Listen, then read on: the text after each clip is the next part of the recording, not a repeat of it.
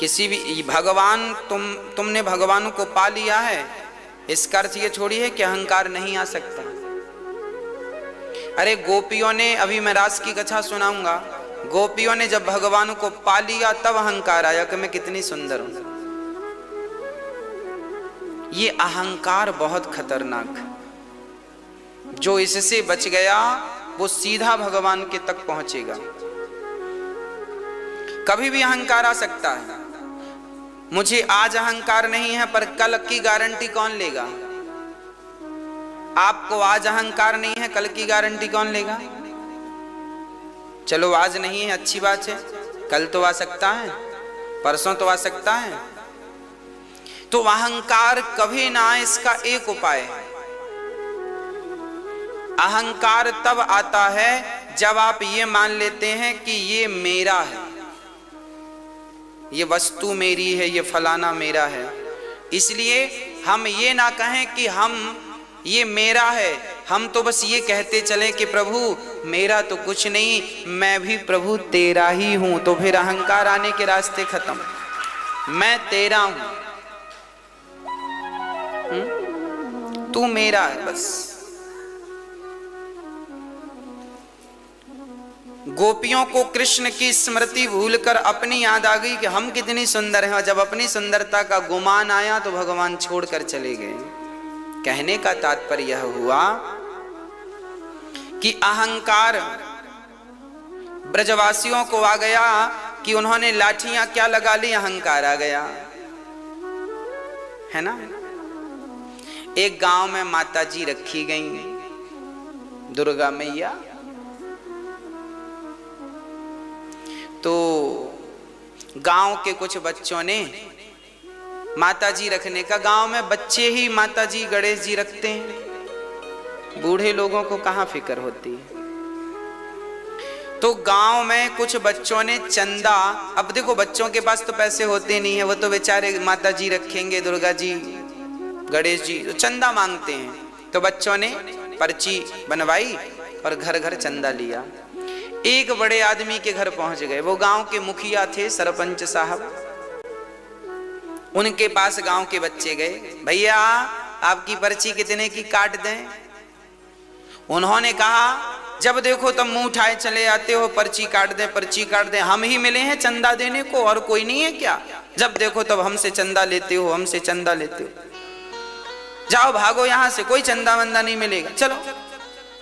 बच्चे बेचारे मुंह लटका के जाने लगे। तभी उनमें से एक छोटा सा बच्चा आके बोला, सरपंच जी, मुखिया जी, हम आपके घर चंदा मांगने क्यों आए हैं, आपको पता है? मुखिया जी ने कहा नहीं, तुम क्यों आए हो हमारे घर चंदा मांगने? उस बच्चे ने कहा, मुखिया जी भगवान ने तुम्हें देने के लायक बनाया है, इसलिए हम तुम्हारे घर आए हैं। अब पता चल गया कि तुम देने के लायक नहीं हो, अब तुम्हारे घर कभी नहीं आएंगे। हाँ, देने के लायक बनाया है तो फिर मांगा जाता है, उम्मीद की जाती है, अपेक्षा की जाती है। भक्तों, बिहारी जी ने हमें जिस लायक बनाया है हम उस प्रकार का काम करें, पर किसी भी प्रकार का अहंकार ना करें। हम ये ना कहें कि हम, मुखिया जी को क्या लग रहा था कि हम चंदा नहीं देंगे तो इनकी दुर्गा जी नहीं बैठेंगे, उनको ये लग रहा था। अब बिठा लो, हम नहीं देंगे तुम बिठा लो। बच्चों ने तो बच्चे बिठा लिया। कहने का तात्पर्य यह है, आज व्यक्ति यदि थोड़ा सा दान करता है तो वो देने के बाद अहंकार रखता है,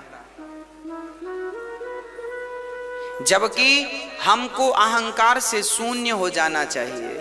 किसी भी प्रकार का अहंकार ना हो, ना तो देने का, ना तो लेने का, तेरा ना मेरा, ना कुछ भी। ब्रजवासियों को अहंकार आ गया कि हमने कंधे लगाए हैं, हमने उठाया है, और अहंकार जब आया तो भगवान समझ गए कि इनका अहंकार तोड़ना पड़ेगा। भगवान ने उंगली को नेक थोड़ी सी नीचे किया, और जैसे ही उंगली नीचे भई, सारी लाठियां जो लगा रखी थी सब चट चट करके टूटने लगी। अब ब्रजवासियों को समझ में आ गया कि पहाड़ तो कन्हैया ने उठाए रखा है, हमने तो जबरदस्ती कंधे लगा रखे हैं। ये छोटी सी बात ये समझाती है कि सबके जीवन का भार तो भगवान ने ही उठा रखा है। हम लोगों ने तो जबरदस्ती अपने कंधे, अपनी उंगली, अपना लाठी लगा रखी है। इसलिए हम कभी ये ना कहें कि हम कुछ करते हैं, हम सदा ये कहें कि करते हो तुम कन्हैया, मेरा नाम हो रहा है, मेरा आपकी कृपा से सब काम हो रहा है। सब आप ही करते हैं, करने कराने वाले आप हैं, सब आपका ही है, हम तो निमित्त मात्र हैं। इसलिए अहंकार त्याग देने का नाम गोवर्धन धारण लीला है। अच्छा, गोवर्धन की भगवान ने गायों की सेवा की है। आप लोगों के लिए भगवान कहते हैं कि मैं भगवान होके मृत्यु लोक में आता हूं तो मैं गायों की सेवा करता हूं, तो तुम भी मनुष्य बने हो तो गायों की सेवा जरूर करके आना, क्योंकि गावो विश्वस्य मातरः, गाय हम सबकी माता है, विश्व की माता है। गाय के रोम रोम में ब्रह्म अनेक अनेक देवताओं का वास है। गाय के एक परिक्रमा लगाने मात्र से चारों धाम की परिक्रमा लगाने का फल प्राप्त हो जाता है। गाय हम सबकी माता है, इसलिए गाय जरूर रखनी चाहिए, गाय की सेवा नित्य करनी चाहिए। गाय हम सबकी वो माँ है जो हमें अपना दूध पिला करके हमें आनंदित करती है।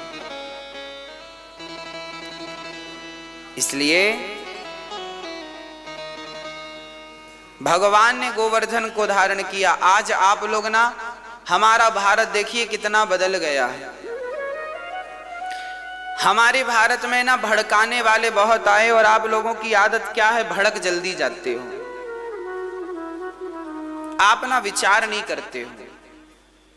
आपसे किसी ने कहा कौआ कान ले गया तो आप कौए के पीछे दौड़ जाते हो। अरे भाई साहब देखो तो कि कान है कि सचमुच ले गया। हमारे भारत के लोगों की यही प्रॉब्लम रही है, और रही है ऐसा नहीं, आज भी है। अब फॉर एग्जाम्पल मैं उदाहरण से समझाता हूं इस सब्जेक्ट को। आपको किसी ने कहा कि अब बड़े बड़े हीरो जो फिल्मी दुनिया के हैं वो लोग प्रचार करते हैं पेप्सी का, कोका कोला का, बड़े बड़े सुपरस्टार जिनको आप कहते हैं, ये गंजेड़ी लोग हैं, सब एक नंबर के। हाँ, चरस गांजा लेने वाले लोग हैं। फिल्मी दुनिया में अधिकांश जितने हैं भरे पड़े हैं, ये सब गांजा और चरस लेने वाले। अभी समाचार में देखा कि नहीं, हीरोइन है जिनको आप हीरोइन कहते हैं, वो चरस गांजा पी रही है। तो ये गांजा पीने वाले लोग आपसे पता है क्या कहते हैं, पेप्सी पियो, कोका कोला पियो। अब जिन्हें खुद जीवन जीने का ढंग नहीं है वो आपको क्या ढंग देंगे। खुद को ही जीवन जीने का ढंग होता इन हीरो हीरोइनों को, तो भला वो खुद गांजा क्यों पीते, भला वो खुद चरस क्यों पीते, भला वो खुद शराब क्यों पीते। खुद को तो जीवन जीने का ढंग नहीं है, और आपको बता रहे हैं, वो आपको बता रहे हैं कि पेप्सी पिया करो, कोका कोला। अरे भाई, पेप्सी कोका कोला विदेशों में टॉयलेट साफ करने के काम आता है। ये टॉयलेट साफ करने की चीज है पेप्सी कोका कोला, और भारत में ये चीज पी जाती है। भारत देश का कोई भी एक डॉक्टर कह दे, ओनली एक, भारत देश का एक भी डॉक्टर कह दे कि पेप्सी कोका कोला पीने से फायदा होता है, तो मैं जीवन भर आपके चरणों की सेवा करूंगा। भारत का एक भी डॉक्टर कह दे कि पेप्सी कोका कोला पीने से फायदा होता है, 1 रुपए का यदि आपके बॉडी में, शरीर में फायदा हो, तो मैं जीवन भर आपकी गुलामी करूंगा। अरे भाई, पेप्सी कोका कोला सिर्फ नुकसान देती है, सिर्फ नुकसान देती, फिर भी धड़ल्ले से हीरो हीरोइन प्रचार करते हैं और आप पीते हैं। वो हीरो हीरोइन कहते हैं पेप्सी कोका कोला पियो, और ये दास अनिरुद्धाचार्य आपसे कहता है कि गाय का दूध पिया करो।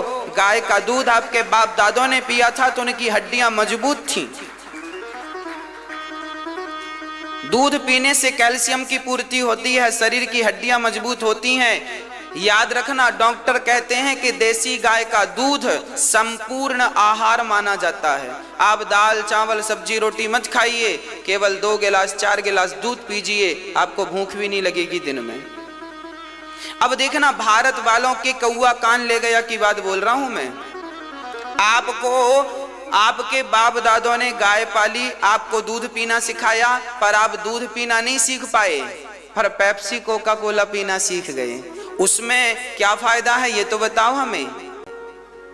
भारत का हजारों करोड़ रुपया पेप्सी कोका कोला के नाम से विदेश चला जाता है। ये विदेशी कंपनियां, इसका जितना भी प्रॉफिट होता है, एक बोतल यदि पेप्सी आपने 15 रुपए की खरीदी तो उसको बनाने की कीमत केवल 25 पैसे है।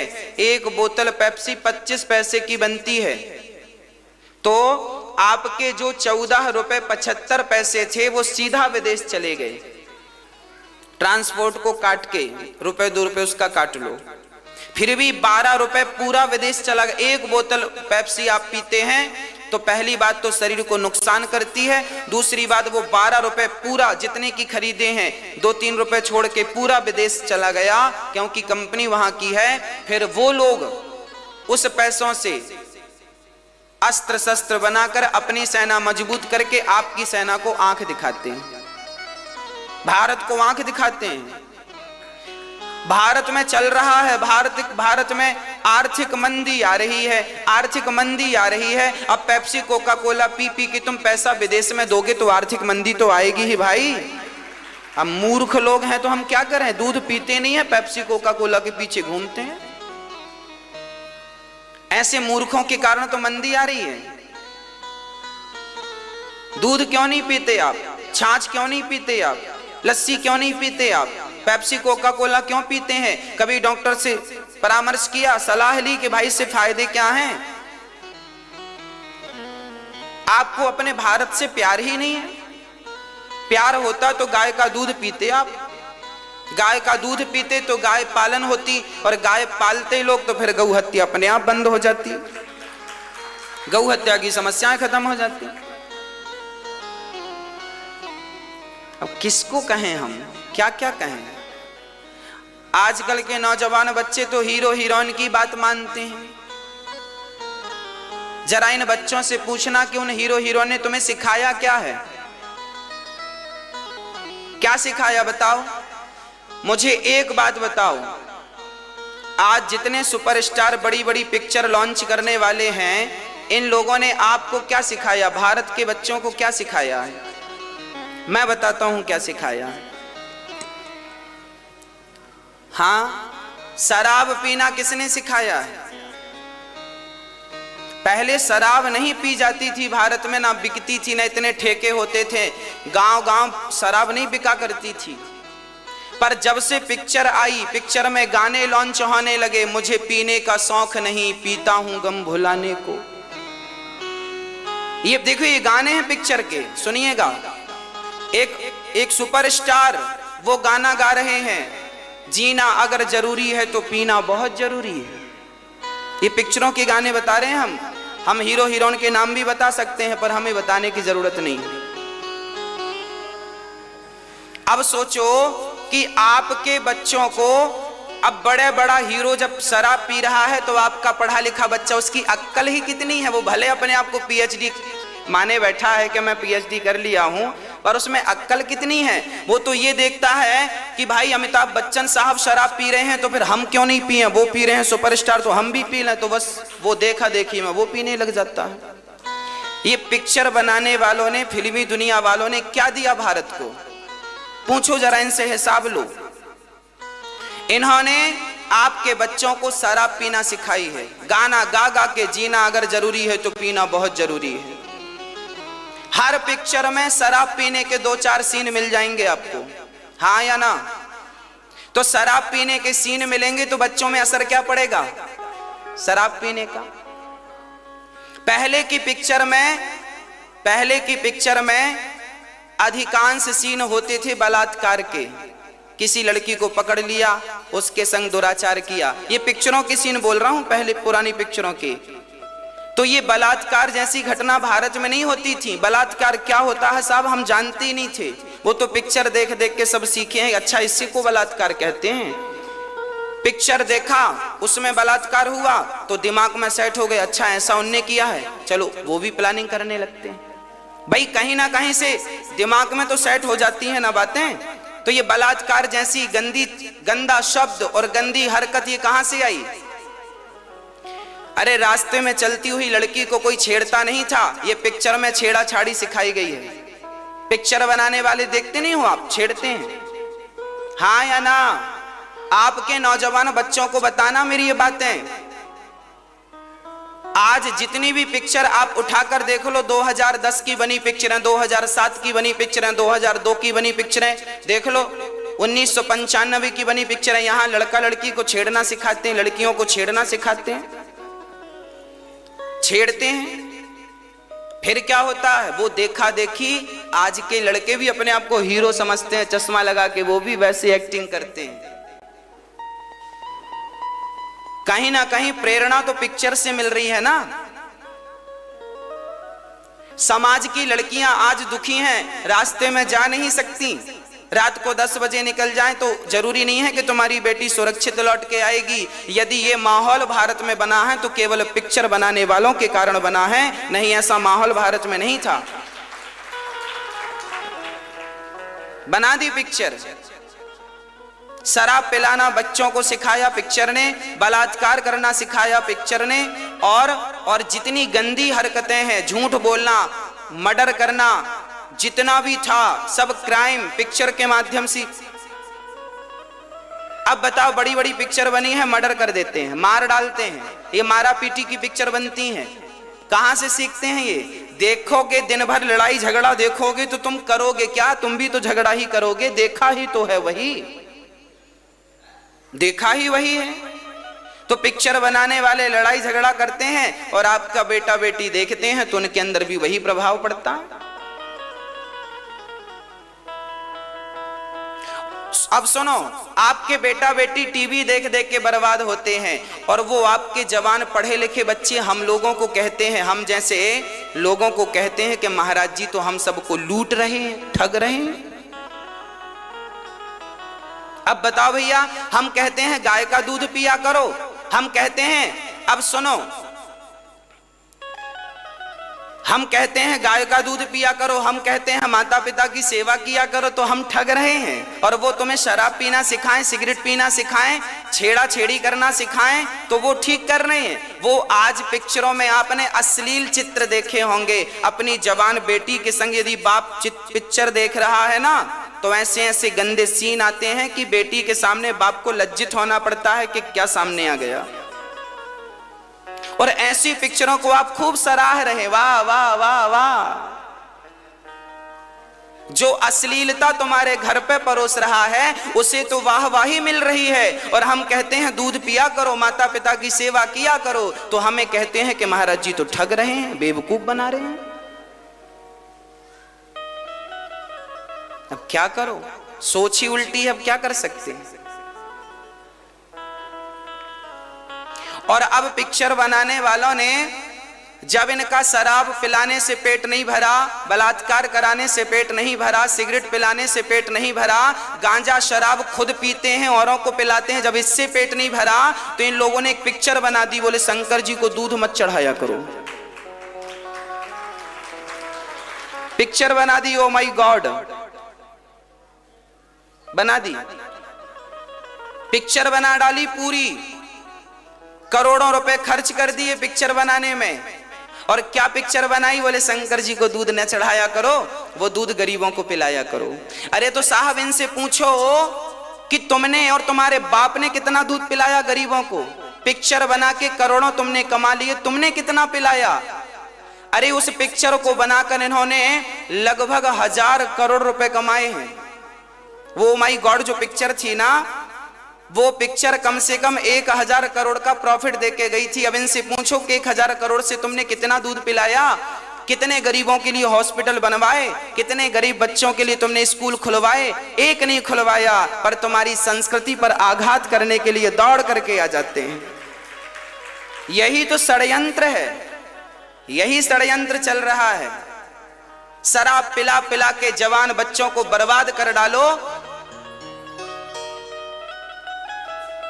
हाँ, और तो ठीक है, आज ये लड़कियां, आज के लड़के किसी भी लड़की को प्यार कर लेते हैं, लेकर भाग जाते हैं। लड़कियों को लेकर भागना ये किसने सिखाया है? पिक्चरों ने सिखाया है। कोई भी लड़की से प्यार हो गया, लेके भाग गए, और बाद में फिर दलीलें देते हैं प्यार किया है, कोई चोरी नहीं की, छुप छुप वहां है, भरना क्या, जब प्यार किया तो डरना क्या।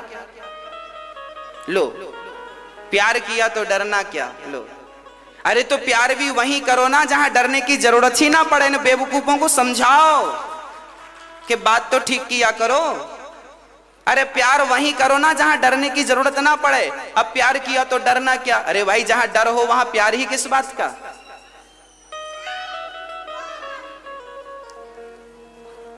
जहां माँ बाप कह रहे हैं वहां क्यों नहीं तुम्हें प्यार हो रहा है? जहां माँ बाप कह रहे हैं वहां तुम्हारी क्यों नहीं शादी हो रही है? अपने मन से करने का ये जो चरित्र बना दिया है, पिक्चरों नहीं बनाया है। दोष किसे देंगे आप? हम तो झाड़ू लगाने वाले हैं समाज में, ये लोग कचरा फैलाते हैं, और ये दास अनिरुद्ध जैसे लोग झाड़ू लगाने आते हैं समाज में। हम तो झाड़ू लगाने वाले लोग हैं, और हम जैसों को ही गलत ठहराया जाता है। आपके बच्चे ही गलत कहेंगे, लो महाराज जी बेवकूफ बना। हम क्या बेवकूफ बना दिए? तुम्हारे घर चोरी करने गए थे क्या हम?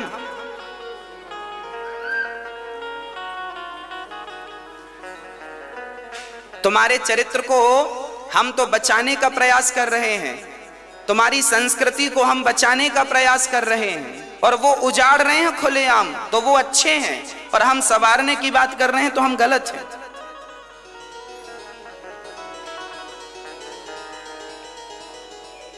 आज हमारे साधु संतों के ऊपर कितने कमेंट करते हैं लोग। पिक्चर देख लेते हैं और पिक्चर देख देख के उल्टे सीधे कमेंट साधु संतों पर। अभी लेटेस्ट पिक्चर बना डाली आश्रम, मैंने देखा नहीं है, मैंने सुना है। उस पिक्चर में सारे साधु संतों को बदनाम करने का पूरा षड्यंत्र रचा है। उस पिक्चर में यह बताया गया है कि बाबा लोग क्या क्या करते हैं। अरे भाई, जो करते थे वो तो अब अपनी सजा भुगत रहे हैं। हाँ, एक उंगली, भाई आप कई बार रोटी खाते खाते जीभ कट जाती है दांत से, दांत से जीहवा कट जाती है, तो आप दांतों को तो नहीं तोड़ डालते ना। भाई, समाज में जो बुरे हैं, जो गलत हैं, उन्हें तो दंड मिलना ही चाहिए, पर जो भले हैं उन्हें तो उंगलियां नहीं उठनी चाहिए। सारी उंगलियां तो बराबर नहीं है ना। एक ही तराजू में सबको तौल दोगे क्या? और याद रखना, जो भी गलत होगा तो उसे सजा देने वाले भगवान बैठे हैं। हमसे आपसे आप बच भी गए तो भगवान से थोड़ी कोई बचता है। इसलिए जिन्होंने गलत किया है उन्हें सजा मिल रही है। अरे गली चलते साधु संत, फक्कड़ साधु, वो तो 2 रोटी खा के भगवान का भजन करते हैं। उन पर क्या कमेंट करते हो, उन पर क्या बोलते हो? वो तो साधारण साधु संत हैं।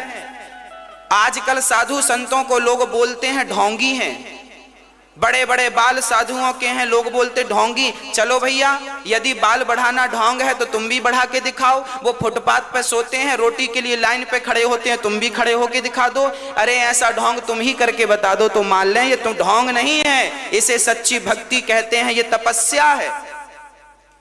ये आना वृंदावन, फुटपाथ पे सारे संत सो जाते हैं, तुम सो के दिखाना। अरे उनने घर त्याग दिया है, बिहारी जी के चरणों में पड़े हैं कि चलो 2 रोटी जैसी मिल जाएगी खा लेंगे, पर बिहारी जी के चरणों में तो रहेंगे। ये भाव से लोग वृंदावन रहते हैं, अयोध्या में रहते हैं, और तुम उन पे कमेंट करते हो, उनके खिलाफ पिक्चर बना बना डालते हो।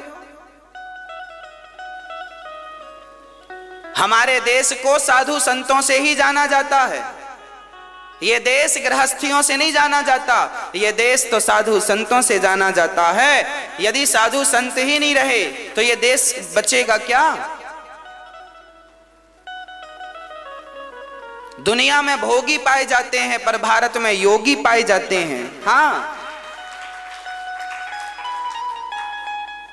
तो भारत की संस्कृति को आज मिटाने के लिए ये बंबई से जितने हीरो हीरोइन हैं, बड़े बड़े सुपरस्टार जिन्हें आप कहते हैं, ये केवल अपनी संस्कृति को, भारतीय संस्कृति को बड़ा पैसा ले लेके विदेशी ताकतों से और ये षड्यंत्र के तहत केवल बदनाम करने का प्रयास कर रहे हैं और नौजवान बच्चे शिकार बन रहे हैं इन चीजों के। अभी आपने देखा ना, कुछ दिन पहले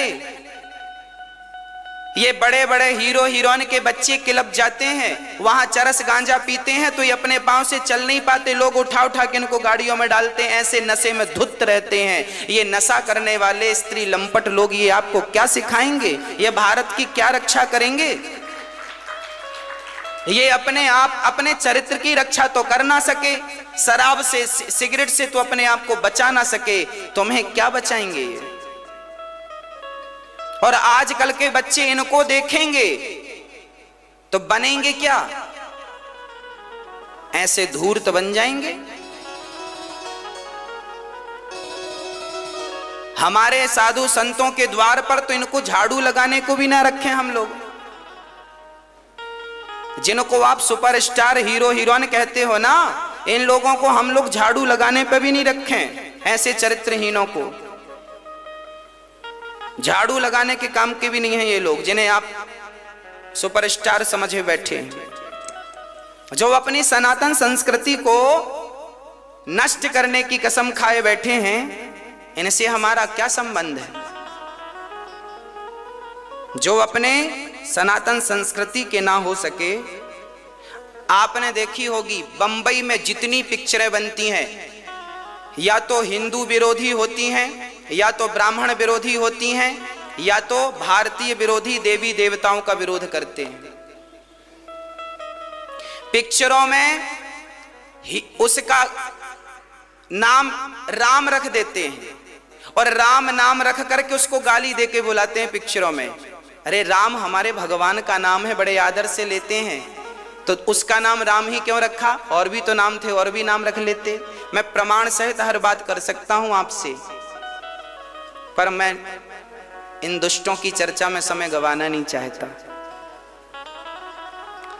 साउथ की जो पिक्चरें बनती हैं, आपने देखा होगा। कहां की पिक्चरें? साउथ की जो पिक्चरें बनती हैं वो पेवर हिंदू लोग बनाते हैं, इसलिए वहां की पिक्चर अच्छी होती हैं। वहां हमारे देवी देवताओं का पिक्चरों में आदर सम्मान किया जाता है, अपमान नहीं किया जाता। उदाहरण के लिए बाहुबली पिक्चर बनी, बाहुबली 2 बनी। इन पिक्चरों में भगवान शंकर के लिए कितना बढ़िया शिव तांडव गाया गया, भगवान शंकर का कितना बढ़िया सम्मान किया गया। तिलक लगाते हैं वहां के लोग, तो बड़े आदर से काम करते हैं, पिक्चर बनाते हैं, क्योंकि प्राचीन भारत वही है। साउथ जो है वही प्राचीन भारत है। इस तरफ बुद्धि बिगड़ गई है, यहां के लोग पूरे सनातन धर्म के खिलाफ ही पिक्चर बनाते हैं और केवल तुम्हारे देवी देवताओं पर आघात करते हैं, और किसी धर्म के देवी देवताओं पर आघात करने की इनकी ताकत नहीं है। शंकर जी को दूध क्यों चढ़ाते हो ये तो कह सकते हैं, पर और किसी पर लांछन लगा के दिखाएंगे, इनकी ताकत नहीं है। अरे हिंदू तो सो रहा है, अभी जागा नहीं है। सोने दो इसे, आराम की जरूरत है। सो रहे हैं तुम्हारे बच्चे, कहीं देर ना हो जाए मेरी माँ, जगा देना अपने बच्चों को, कह देना बेटा उठो धरा के अमर सपूतो, पुनः नया निर्माण करो। नए निर्माण की जरूरत है, पुराना कचरा हटा दो, एक नई सोच के साथ, नई ऊर्जा के साथ अपने बच्चों को आगे बढ़ाइए।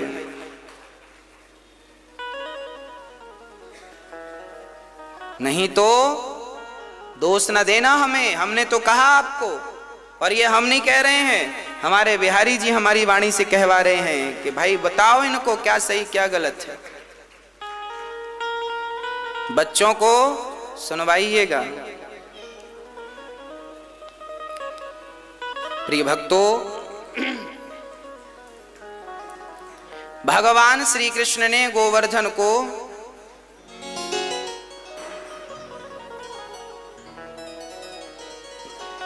धारण किया। अंत में इंद्र आए, क्षमा मांगे, भगवान ने स्थापित किया। आज बड़े प्रेम से भगवान ने शरद पूर्णिमा की रात नंद बाबा वरुण लोक गए हैं, वहां से छोड़ा के लाए ब्रजवासियों को वैकुंठ का दर्शन कराया है। भगवान ने सब दर्शन करके बोले, प्रभु हमें तो वृंदावन भेज दो। वृंदावन सो वन नहीं, नंद गांव सो गांव, और वंशी वट सो वट नहीं, कृष्ण नाम सो नाम। सबसे बढ़िया नाम कृष्ण नाम है, सबसे बढ़िया धाम वृंदावन धाम है। इसलिए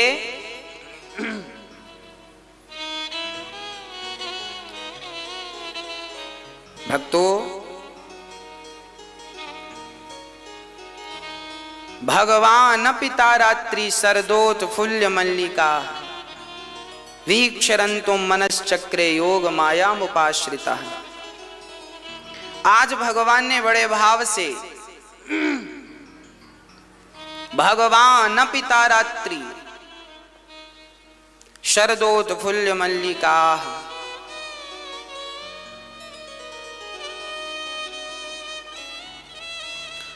आज वह रात्रि आ गई जिस रात्रि का गोपियों को वर्षों से इंतजार था। आज उस रात्रि का इंतजार था, आज वही रात्रि आ गई। शरद पूर्णिमा की रात आई। आज यमुना के पुलिन तट पर खड़े होकर श्याम सुंदर ने बढ़िया सी बांसुरी बजाई।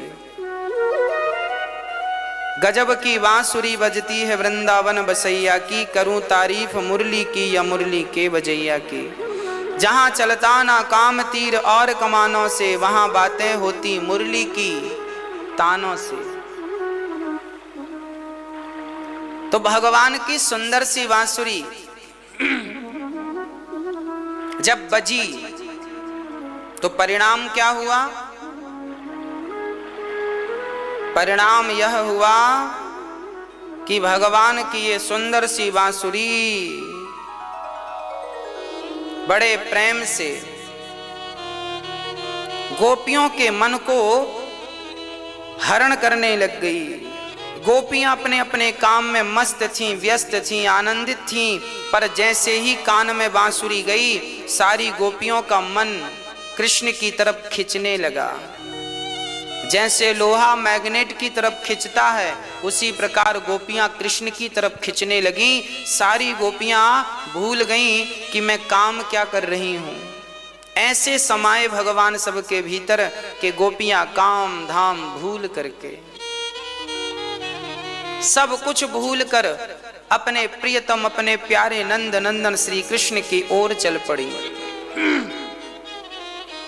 इसलिए हम सभी को भगवान की ओर ही चलना चाहिए, भगवान की तरफ ही चलना चाहिए। भगवान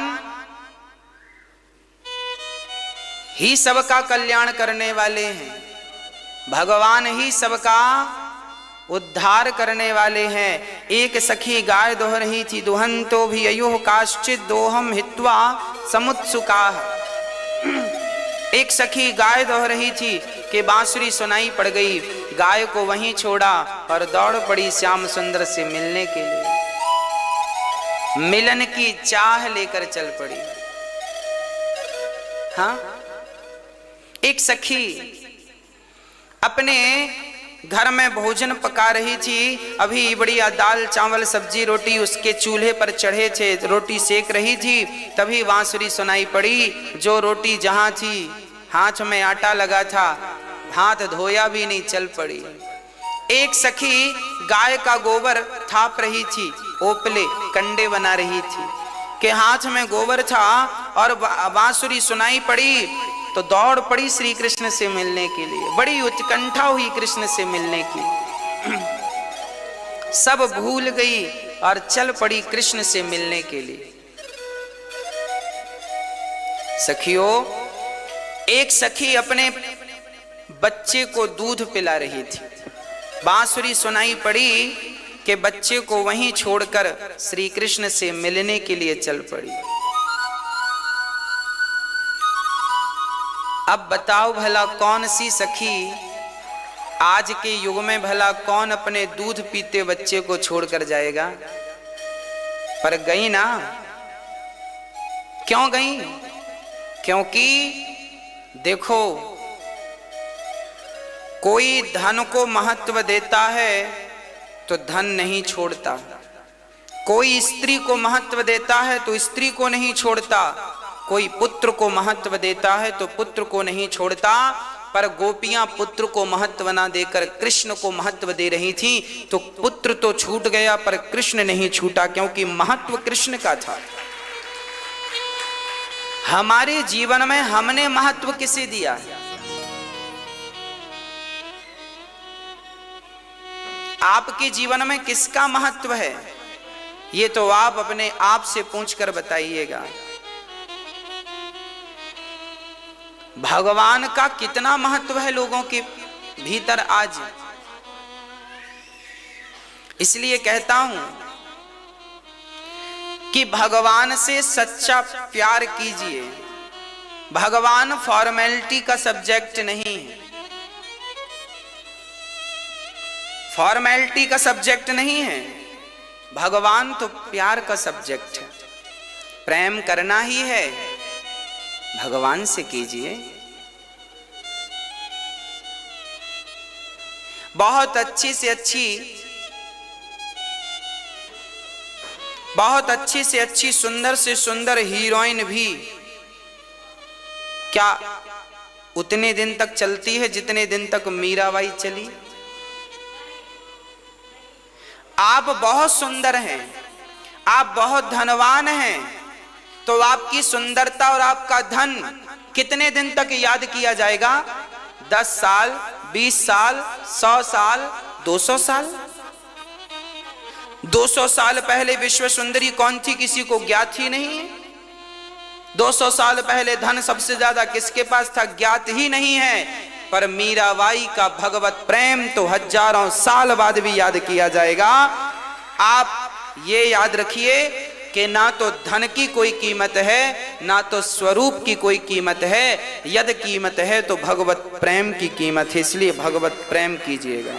भगवान से प्रेम हो गया तो वह प्रेम आपको अमर बना देगा। जैसे मीराबाई अमर हो गई, हमारे बाद और भी लोग आएंगे तो वह मीराबाई की कथा सुनाएंगे और आप जैसे लोग श्रोता उन्हें सुनेंगे। हमारे बाप दादों ने भी मीरा के बारे में सुनाया था, लोगों ने सुना था। अब वो नहीं रहे, अब हम हैं, हम भी मीराबाई के बारे में सुनाते हैं, आप सुनते हैं। जब आप और हम नहीं रहेंगे तब भी मीराबाई अमर रहेगी, तब भी मीराबाई रहेगी, तब भी मीराबाई का चरित्र रहेगा। तो धन ने कितने दिन तक याद किया है? धनवान को कौन याद करता है? कितने दिन तक याद करेगा? धन वाले उतरते चढ़ते रहते हैं। आज ये टॉप 10 में गया तो कल कोई और टॉप 10 में चला गया। हाँ, जो कल टॉप 10 में था आज वो 0 में आ गया। होता है, शेयर मार्केट ऐसे ही चलता है। जो पूरी दुनिया के 10 टॉप 10 थे ना, उनमें से एक फिसल गया। लो, तो ये तो उतरते चढ़ते वाले हैं, इनका तो कल का भरोसा नहीं कि ये कल टॉप 10 में रहेंगे कि नहीं। पर मीराबाई तो कब से टॉप 10 में है, कब से है। इसलिए अपने आप को भगवान से जोड़कर अमर कर लीजिए। धन कमा करके तो आज तक कोई अमर हो ही नहीं सका। याद रख, सिकंदर के हौसले तो वाली थे, जब गया जमी से तो दोनों हाथ खाली थे। धन कमाना अच्छी बात है, उतना ही धन कमा लेना जितने से तुम्हारी जरूरतें पूरी हो जाएं। बाकी समय अपने कल्याण में लगाना। जीवन में जो जरूरतें हैं उतना धन तो सबके पास होना चाहिए। रोटी, कपड़ा, मकान, शिक्षा, इतना धन तो सबके पास होना चाहिए। भगवान करे आपके घर रोज मालपुआ बने, भगवान करे आपका घर बढ़िया सुंदर सा हो, बढ़िया कोठी हो, बंगला हो, आपके घर में गाड़ी हो, आपकी इच्छाएं हैं तो महंगे से महंगे आप वस्त्र पहनो, कपड़े पहनो। ये सामान्य इच्छाएं भगवान सबकी पूरी करते हैं और हो भी जाती हैं जैसे तैसे। ये जरूरतें हैं। अब आते हैं हम इच्छाओं की तरफ। तो इच्छाएं तो सिकंदर की पूरी ना हो सकी, तुम्हारी हमारी क्या पूरी। देखिए जरूरतें तो रिक्शा वाले की भी पूरी हो जाती हैं, पर इच्छाएं तो सिकंदर जैसों की भी अधूरी रहती है। रावण भी जब मरा था तो उसकी भी कुछ इच्छाएं अधूरी थी। रावण की इच्छा थी कि वो स्वर्ग तक सीढ़ी बनाएगा, रावण की इच्छा थी कि सोने से खुशबू उत्पन्न करेगा, और रावण की इच्छा थी कि आग जलेगी उसमें धुआं नहीं निकलेगा। रावण की 3 इच्छाएं रह गईं अधूरी। पहली इच्छा, रावण स्वर्ग तक सीढ़ी बनवाने वाला था कि लंकावासी सीधा स्वर्ग जाएं चढ़ के। दूसरी इच्छा, रावण धुएं से परेशान था, रोटी बनती थी ना तो धुआं निकलता था, उसके सारा सोना काला पड़ जाता था, रसोई घर का सोना उसकी चमक काली पड़ जाती थी धुएं से। तो रावण बोला सुनो मैं तपस्या करूंगा और वरदान मांगूंगा कि आग से धुआं ना निकले। ये दूसरी इच्छा। और तीसरी इच्छा थी कि सोना की लंका थी उसकी, सोने की, उसे लगा कि पूरी लंका से खुशबू आनी चाहिए, गोल्ड से। असली सोना कैसे पता चलेगा? बोले खुशबू से पता चल जाएगा। ये रावण की इच्छा थी। रावण की जरूरतें नहीं थी, ये रावण की क्या थी? हाँ जी, जरूरतें तो रिक्शा वाला भी पूरी कर लेता है, पर इच्छाएं तो रावण जैसों की अधूरी रह गई।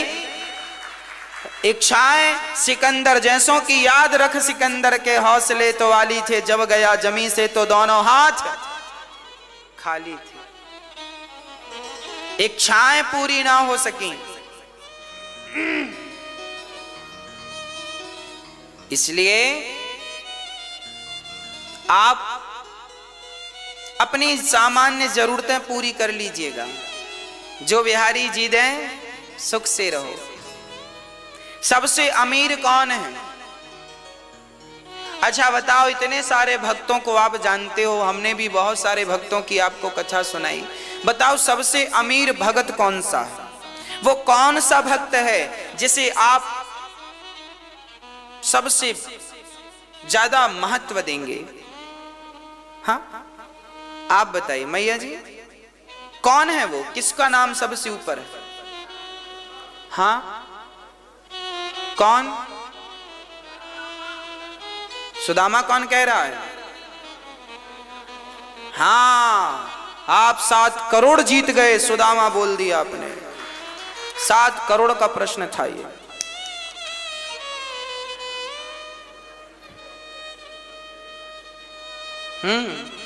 ये 7 करोड़ का प्रश्न था। आप सबके खाते में अब 7 करोड़ बिहारी जी भेजेंगे।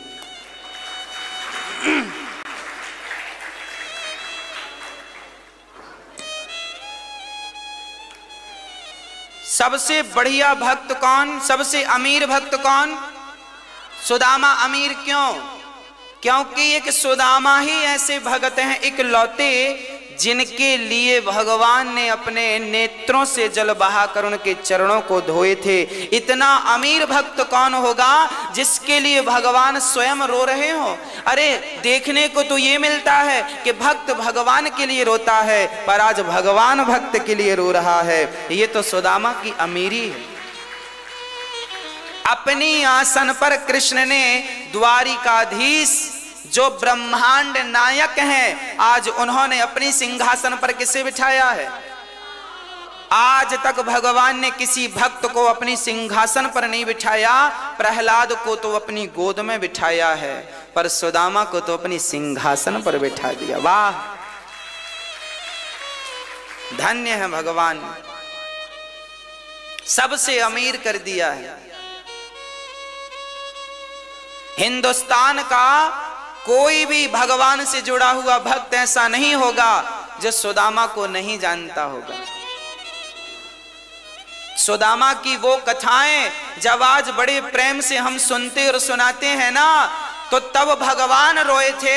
आज सामान्य व्यक्ति भी उस कथा को सुनकर रोने लग जाता है। देखिए वो आंसू आज तक जिंदा हैं जो भगवान के नेत्रों से निकले थे। वो आंसू जो भगवान के नेत्रों से सुदामा के लिए कभी निकले थे, वही आंसू तुम्हारे और हमारे नेत्रों से कभी कभी निकलते हैं।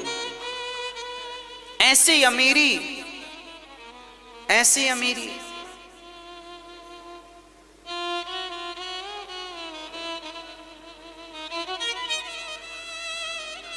प्रिय भक्तों,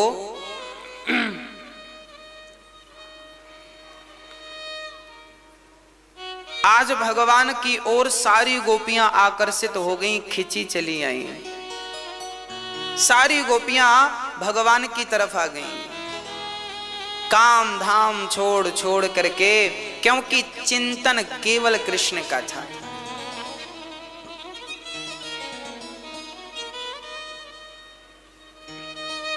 सारी गोपियां भगवान की तरफ आईं, भगवान ने स्वागत किया।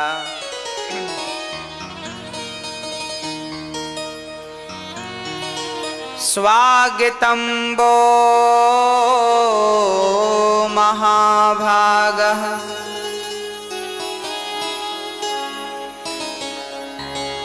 प्रियं किं करवाणि वः। स्वागतं वो महाभागाः प्रियं किं करवाणि वः। ब्रजस्यानामयं कश्चित् ब्रूतागमनकारणम्।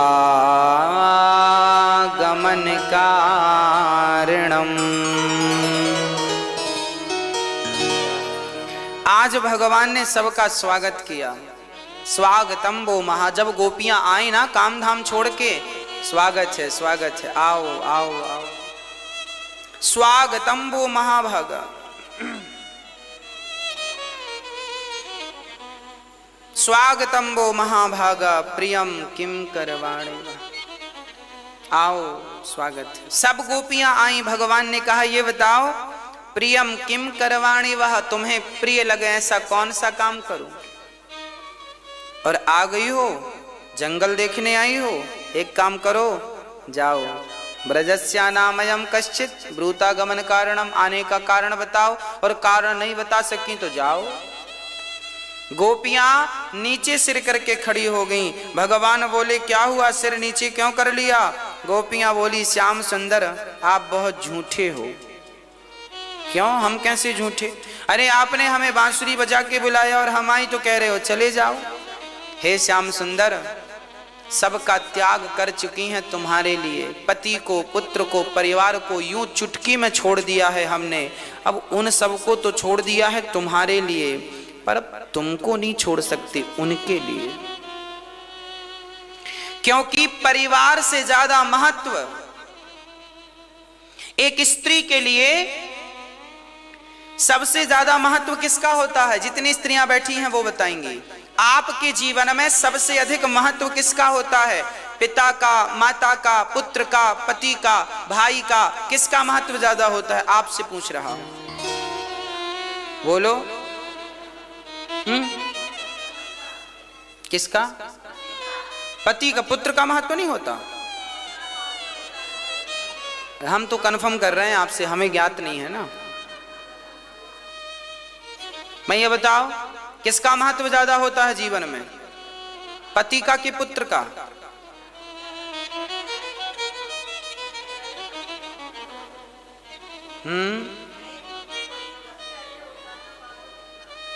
हाँ,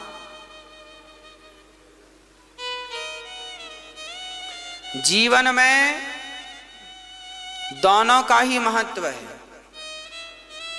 यदि नारी से कह दिया जाए कि पति को चुन लो या पुत्र को चुन लो तो वो धर्म संकट में पड़ जाएगी, जल्दी से निर्णय ले नहीं पाएगी। और मैं नहीं चाहता कि मेरे माएँ धर्म संकट में पड़े। ये बेटा आपको धर्म संकट में नहीं डालने वाला।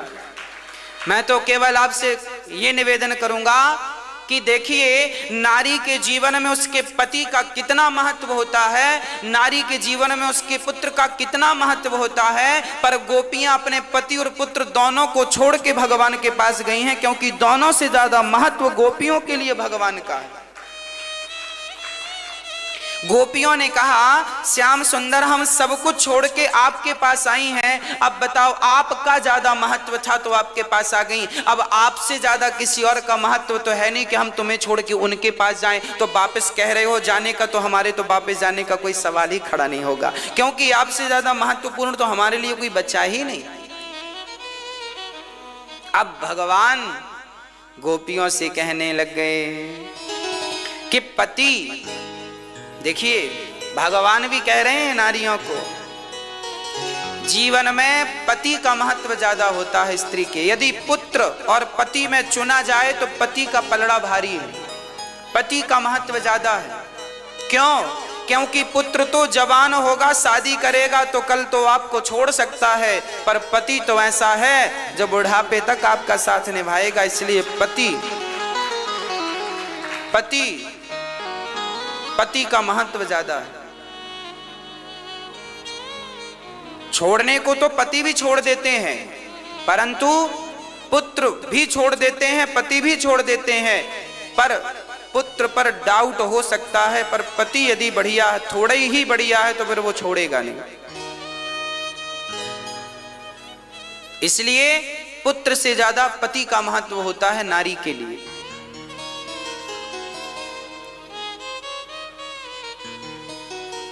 भगवान कृष्ण कह रहे हैं पति को कभी ना छोड़ना। हाँ, नारी के लिए पति बहुत महत्व रखता है।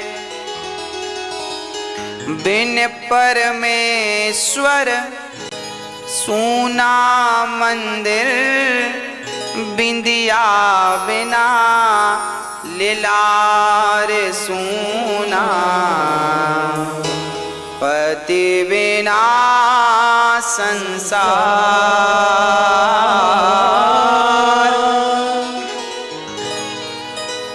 आज आप लोग, आज समाज में बहुत सारे तलाक, डिवोर्स क्यों होते हैं?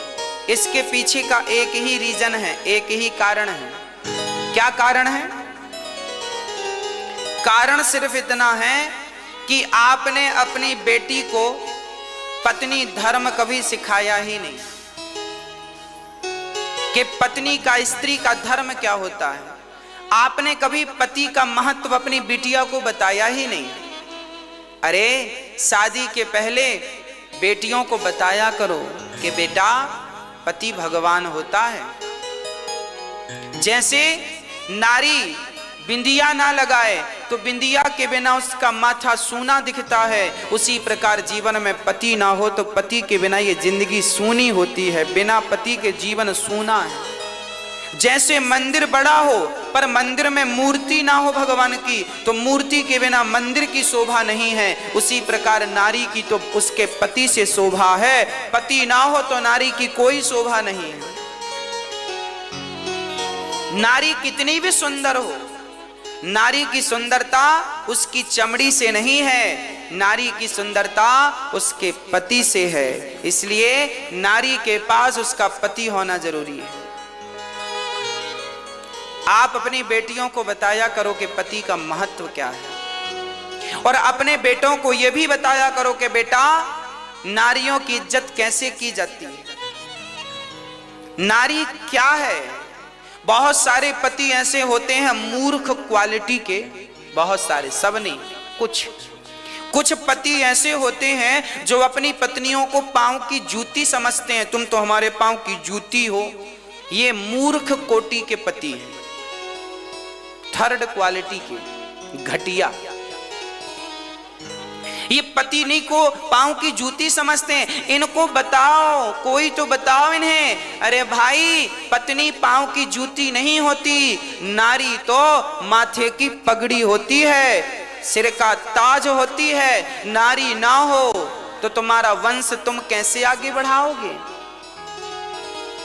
नारी ही तो है जो तुम्हारे बच्चे को अपने पेट में रखकर लालन पालन करती है, पेट उसका फटता है, पेट नारी का फाड़ा जाता है और वंश तुम्हारा आगे बढ़ाया जाता है। वो नारी पांव की जूती कैसे हो सकती है जो तुम्हारे बच्चे को पेट में रखती है?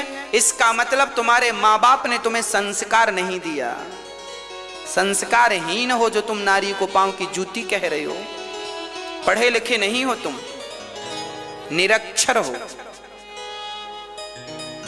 क्योंकि समझदार संस्कारी व्यक्ति कभी भी नारी जात की अवहेलना नहीं कर सकता, नारी का अपमान नहीं कर सकता। अरे जो जानता है मैं मां से ही तो पैदा हुआ हूं, जिस मां के पेट में, जिस नारी के गर्भ में मैं 9 महीने रहा हूं, भला मैं अपनी वाणी से उस नारी का अपमान कैसे कर सकता हूं? और यदि करूंगा तो मेरे जैसा नमक हराम कौन होगा? जिस मां के गर्भ में तू रहा है उस नारी का ही तू अपमान कर रहा है। इसका मतलब तो यह हुआ कि तू वो है जिस पत्तल में खाता है उसी में छेद कर देता है। इनको बताओ बाबा, नारी का सम्मान करना चाहिए। और मेरी मां, नारियों का सम्मान ना नारियों को भी करना चाहिए। आज समाज में विडंबना यह है कि एक स्त्री ही दूसरी स्त्री का सम्मान नहीं करती। यह बड़ी विडंबना है। फॉर एग्जाम्पल, जैसे सास भी नारी है और बहू भी नारी है, ये दोनों झगड़ा करती हैं। यदि ये दोनों एक दूसरे को जाने कि जैसे मैंने जीवन में कष्ट उठाया है ऐसे ये भी नारी है, इसे भी कितना कष्ट उठाना पड़ता है, कितनी जिम्मेदारियां होती हैं नारी के जीवन में। कोई घर में गलती हो जाए तो किसी को डांट पड़े ना पड़े पर नारी को डांट पड़नी ही पड़नी। पति की फैक्ट्री में नुकसान हुआ है पर वो आके पत्नी को ही डांटता है। उसका कोई भी काम कहीं से बिगड़ा है, उसे पड़ोसी ने गाली दी है तो वो अपनी भड़ास पत्नी पे उतारता है। कहने का अर्थ यह हुआ कि नारी जो है सहनशीलता की प्रतिमूर्ति है। इसलिए नारी का दर्द पुरुष समझे ना समझे, कम से कम नारियों को तो नारियों का दर्द समझना चाहिए। कम से कम नारियों को तो नारियों की इज्जत करनी चाहिए। सास को चाहिए कि बहू का सम्मान करे, बहू की इज्जत करे, और बहू को चाहिए कि सास का सम्मान करे, सास की इज्जत करे। हाँ, सम्मान देने से ना सम्मान बढ़ता है मेरी मां। हाँ या ना? सम्मान देने से क्या बढ़ता है? किसान खेत में गेहूं बोता है तो गेहूं बढ़ के आती है, चने बोता है तो 4 महीने में चने बढ़ के आते हैं। व्यापार में पैसा लगाया तो व्यापार से पैसा बढ़ के आता है। अरे समाज की रीति है कि जो दोगे वो बढ़ के मिलेगा, उसी प्रकार ये भी समझो कि सम्मान दोगे तो सम्मान बढ़ के ही मिलेगा, ये भी वापस आता है। इसलिए सम्मान किया करो, हर स्त्री का सम्मान करना चाहिए, हर पुरुष का सम्मान करना चाहिए। हम तो कहते हैं छोटे छोटे बच्चों का भी सम्मान किया करो, आदर किया करो। घर में पोंछा लगाने वाली बाई है उसका भी सम्मान किया करो। वो भी मजबूर है बेचारी जो तुम्हारे घर के बर्तन धुल रही है, उसका भी, उसको प्यार से 2 शब्द कह दोगे तो तुम्हारा घटेगा क्या? प्यार से ही तो सम्मान। सम्मान के लिए आरती नहीं उतारना कि सास आरती लेके खड़ी हो जाए, बहू की जय, बहू रानी जय, बहू ना, आरती नहीं उतारना, प्यार के मीठे वचन ही बोल दो, इतना ही सम्मान बहुत है। ये जो वाणी है ना, विधाता ने जिह्वा में हड्डियां नहीं डाली, जिस तरफ मोड़ना चाहो मोड़ लो। इतनी मधुर मधुर भगवान ने बोली दी है आपको, इतना सुंदर मुंह दिया है आपको। पता है आपका जो मुंह है धनुष की आकृति का है। किस तरह का है? हमारा मुंह जो है, देखो ध्यान से देखना, धनुष की आकृति है। ऊपर का हिस्सा धनुष जैसा है, नीचे उसकी डोर है। हाँ, ये धनुष है। और हमारी जीवा ये बाण है।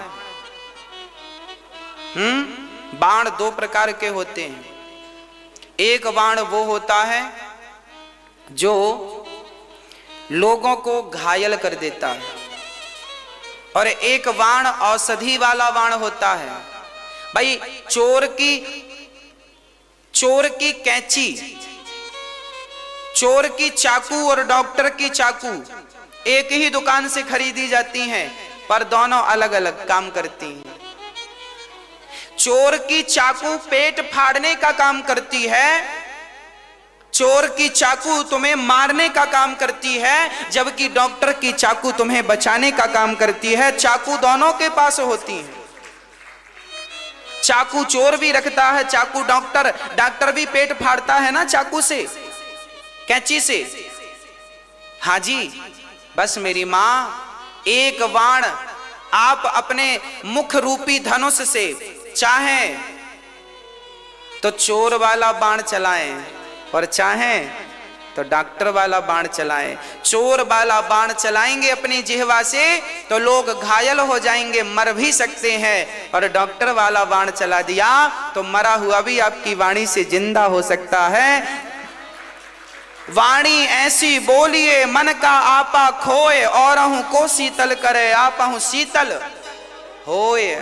कागा काको धन हरे, कोयल काको ले, और मीठा वचन सुनाय के जग अपनों कर ले। कौआ काव काव करता है, कोई नहीं सुनता, जबकि कोयल कूकती है ना तो सब सुनते हैं। दोनों का रंग काला है, पर एक की कूक सब सुनना चाहते हैं और एक का काव काव सुनना कोई नहीं चाहता। तो जीवन में व्यवहार कौए की तरह ना हो, कोयल की तरह व्यवहार हो, ताकि सब आपको सुने। वाणी कोयल की तरह हो।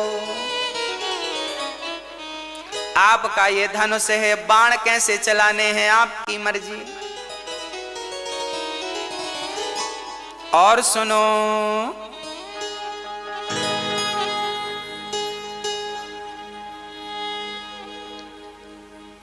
ये जो हमारे शब्द है ना, शब्द संभाल के बोलिए, शब्द के हाथ न पाव। एक शब्द औषधि करे, एक शब्द करे घाव।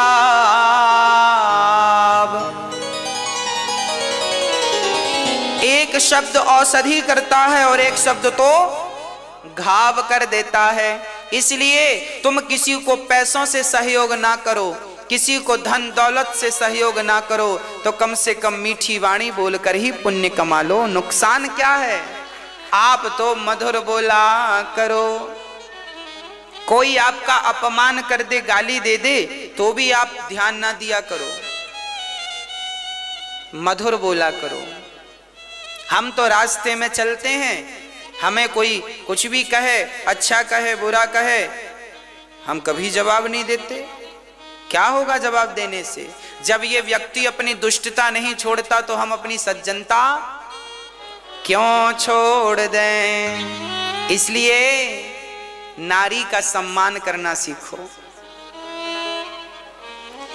हर पुरुष को चाहिए नारी का आदर करे, हर स्त्री को चाहिए नारी का सम्मान करे। और शादी बच्चों की हो, उसके पहले पत्नी का सम्मान कैसे किया जाता है, पति का आदर कैसे किया जाता है, ये संस्कार जरूर अपने बच्चों को देना। यदि दोगे तो शादी के बाद तलाक की नौबत नहीं आएगी, और नहीं दोगे तो साल भर के अंदर कागज समेटने पड़ जाएंगे।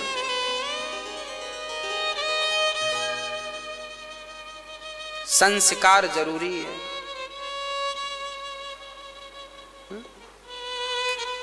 इसलिए हाँ,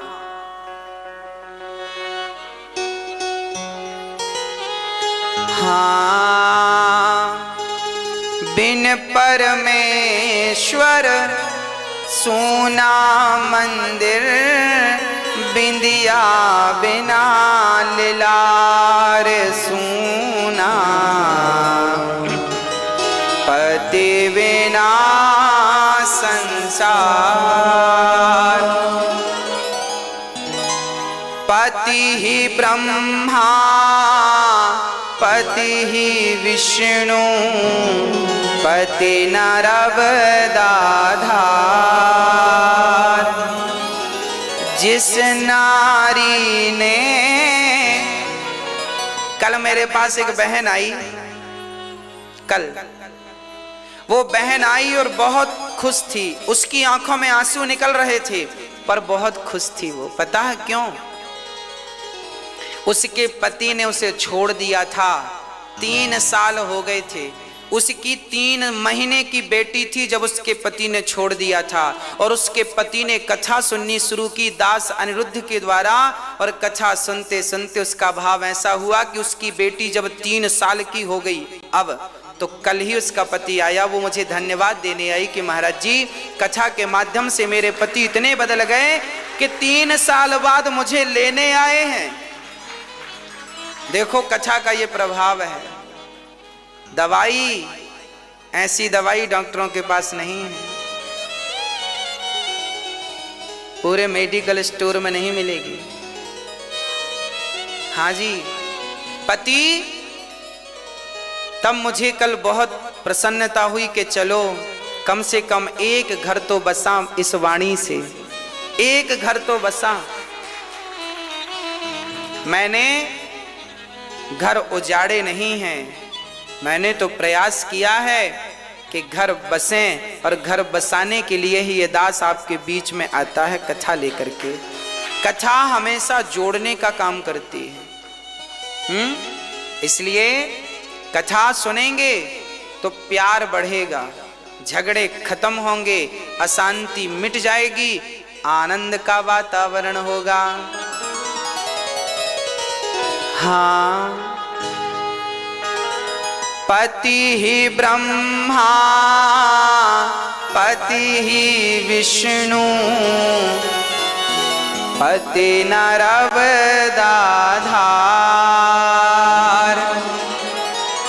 जिस नारी ने,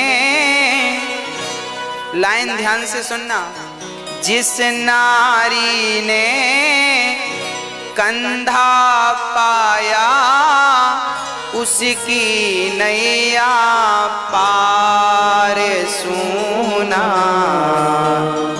पति बिना संसार।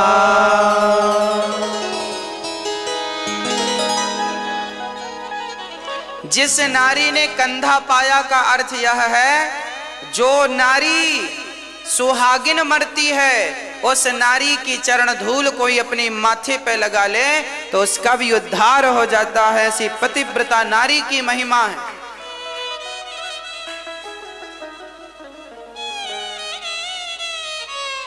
इसलिए पति का बड़ा महत्व है। क्या लिखा है जरा सुनिएगा।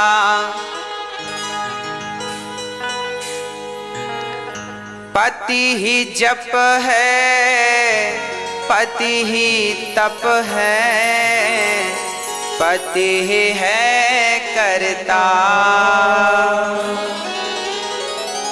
पति से ही पत इस तन की है, पति बिन विपति हजार सुना।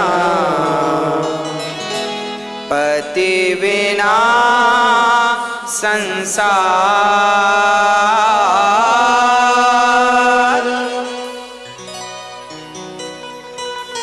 पति से ही जीवन सफल है।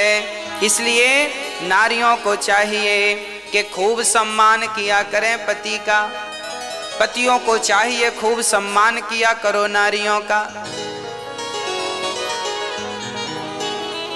बड़े प्रेम से जीवन का निर्वहन होना चाहिए, जीवन यापन होना चाहिए। प्रेम के साथ जीवन हो। राम सीता कैसे थे, राधा कृष्ण कैसे थे, लक्ष्मी नारायण कैसे हैं, वैसे ही तुम रहो। हमारे यहाँ हमारे ग्रंथ, हमारे देवी देवता जोड़ने की बात करते हैं, तोड़ने की बात नहीं। हम लोग नारियों का आदर करते हैं। अब कुछ लोग ना करें, वो उनका अपना विषय हो सकता है, पर हमारे शास्त्रों में नारियों का बड़ा सम्मान लिखा है। सारे डिपार्ट नारियों को दिए गए हैं। अन्नपूर्णा माँ, रोटी किसके पास मिलेगी? अन्नपूर्णा मैया के। पैसा लेना हो तो लक्ष्मी माता, विद्या लेना हो तो सरस्वती माता। पुरुषों के पास कोई डिपार्ट नहीं। फिर भी माताएं कई बार कहती हमारा सम्मान नहीं हो रहा है, सम्मान नहीं हो रहा है। अरे आपके सम्मान की जरूरत ही क्या है? आपका सम्मान तो ब्रह्मा विष्णु महेश करते हैं। हाँ, आपको पता है भगवान कृष्ण भी उन पर कृपा करते हैं जिन पर पहले राधा रानी की कृपा हो जाए। राधा रानी की कृपा ना हो, हेड तो राधा रानी है। कन्हैया को तो राधा रानी बोलेंगी कृपा करो तो करनी पड़ेगी। कन्हैया की चलती थोड़ी है, जैसे आपके घर में आपकी चलती है, पति की थोड़ी चलती है बेचारी की। ऐसे ही तो भगवान के यहां भी है, राधा रानी की चलती है। हाँ, रामचरितमानस में भी बिल्कुल प्रमाण के साथ बोल रहा हूं। एक बार सीता जी बैठी थी, जयंत ने उनके चरणों में चोंच मार दी। तो चोंच मारी कौआ बनकर, तो पांव से रक्त निकलने लगा। सीता माता को राम जी ने देखा।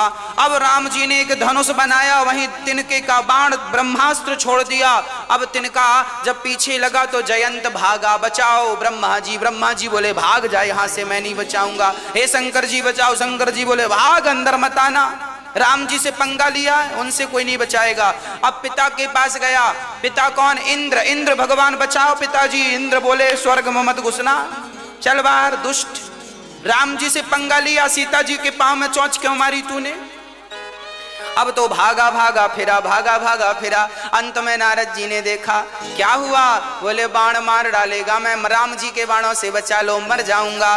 राम जी बोले एक काम कर, सीता माता की चरणों में जा, जिनके पांव में तूने चोंच मारी है। जब सीता माँ के चरणों में गए तो सीता जी ने उस पर दया करी और राम जी से कहा प्रभु क्षमा कर दो। देखो जरा, राम जी, सीता जी ने कही तब कहीं जाकर राम जी का क्रोध शांत हुआ। तो राम जी भी सीता माँ के अधीन हैं, कोई भी निर्णय राम जी मन से नहीं लेते। ये तो शक्तियां हैं।